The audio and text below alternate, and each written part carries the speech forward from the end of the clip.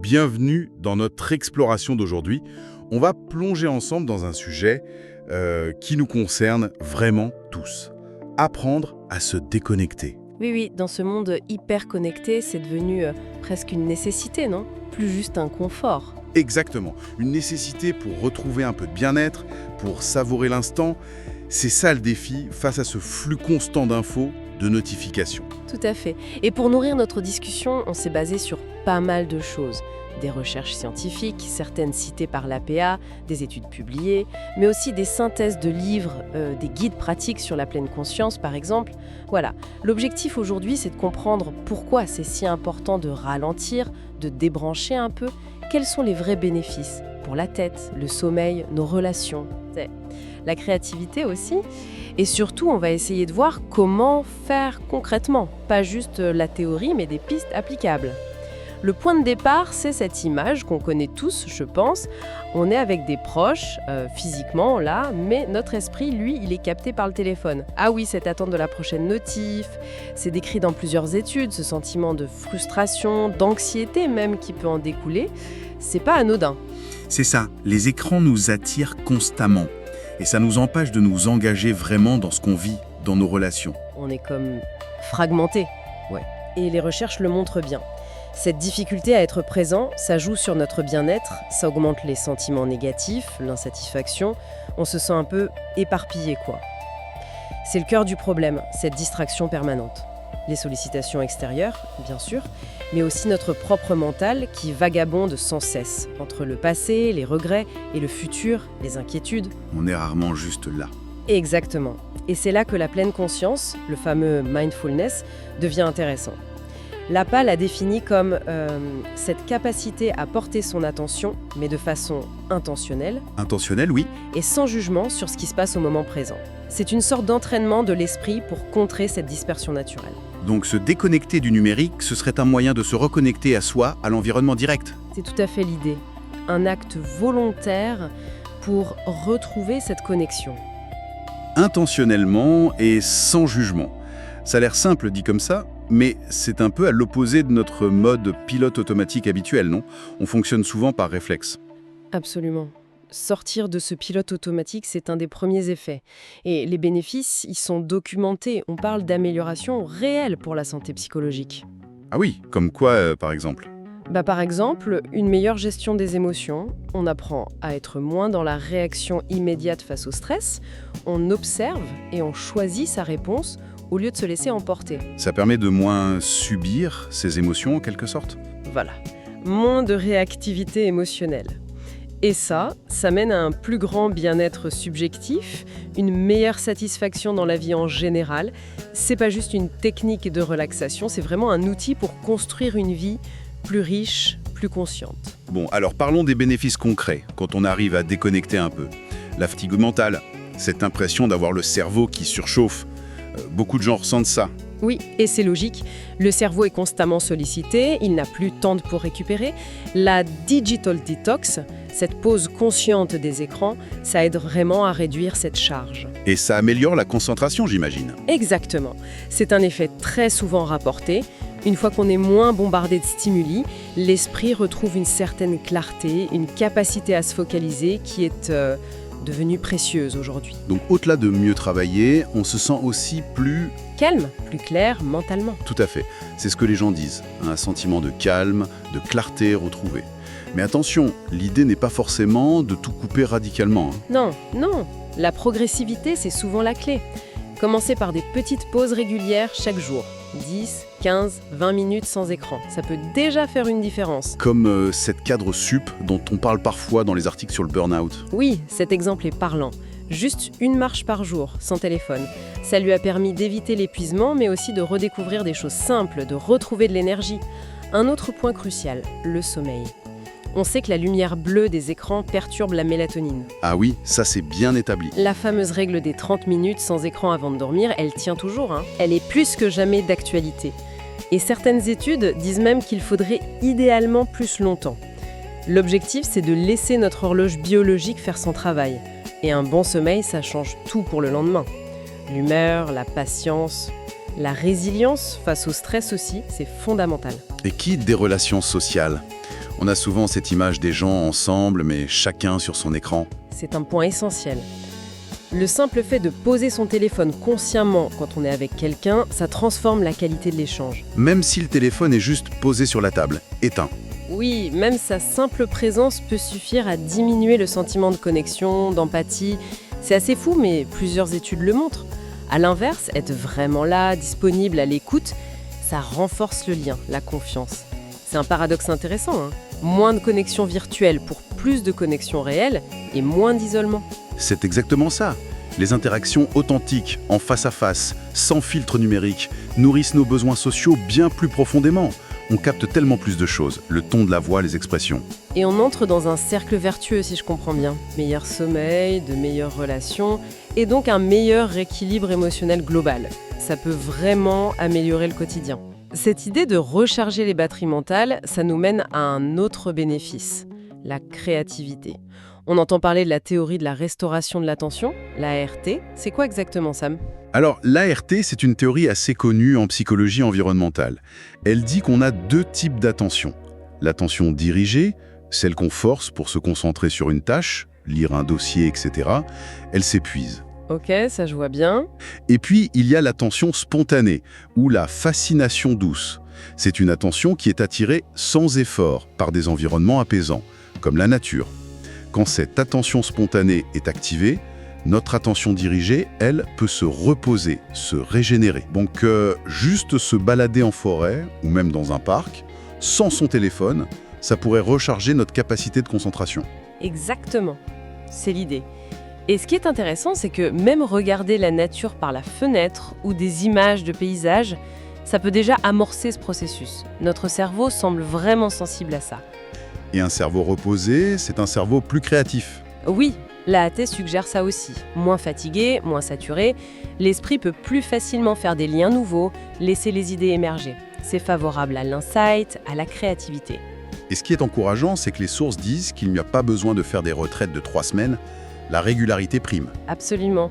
Des petits moments réguliers de déconnexion, idéalement combinés avec un contact, même bref, avec la nature, c'est ça qui semble le plus efficace sur la durée.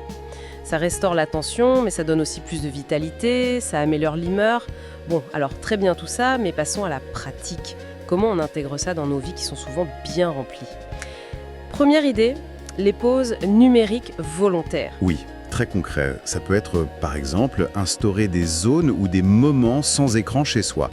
Pas de téléphone à table ou pendant la première demi-heure du matin. Ou juste une pause dans l'après-midi, 20-30 minutes, où on met le téléphone ailleurs. Voilà, hors de vue, hors de portée. Le simple fait de ne pas le voir réduit déjà la tentation de le consulter. Et les notifications, le petit ding permanent, c'est un vrai combat pour beaucoup.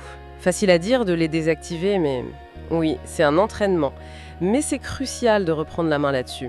Choisir quelles notifications sont vraiment importantes. Chaque interruption, même courte, nous coûte de l'énergie mentale. Passer d'un mode où on subit des alertes à un mode où on choisit quand regarder ses messages. C'est reprendre le contrôle en fait. C'est une grosse part de l'autonomie attentionnelle, un changement important. À côté de ça, il y a des exercices de pleine conscience. Pour quelqu'un qui n'a jamais fait, par où commencer ? On peut commencer tout petit. Avec un rituel d'ancrage, ça prend 1 ou 2 minutes, juste s'arrêter, peut-être fermer les yeux, Ok. et prendre 3 grandes respirations. Sentir l'air qui entre, qui sort, puis juste observer les sensations du corps, les pieds sur le sol, le contact des vêtements, se reconnecter au physique. Voilà, puis ouvrir les yeux et regarder autour de soi, comme si c'était la première fois. Noter une couleur, une forme, c'est tout simple. Et ça, répéter régulièrement, ça entraîne le cerveau à revenir au présent. C'est ce que l'APA et d'autres recommandent, hein. Oui, c'est une pratique de base très accessible. Et ça fait plus que juste calmer, ça peut cultiver une forme de gratitude. On remarque plus les petites choses positives quand on est plus présent, comme cette personne dans une étude qui redécouvrait le plaisir des repas en famille. Exactement. En étant juste plus attentif au goût, aux conversations, à la présence des autres, son anxiété avait diminué, mais surtout, la richesse de l'expérience était décuplée. Donc le conseil, c'est petit mais régulier. Quelques minutes chaque jour. C'est ça. Et puis, il y a l'autre piste, la nature et les activités immersives. On a parlé de la balade en nature pour l'ART, pour activer cette fascination douce. Et ça peut mener à l'état de flow, cet état d'absorption totale où on ne voit pas le temps passer.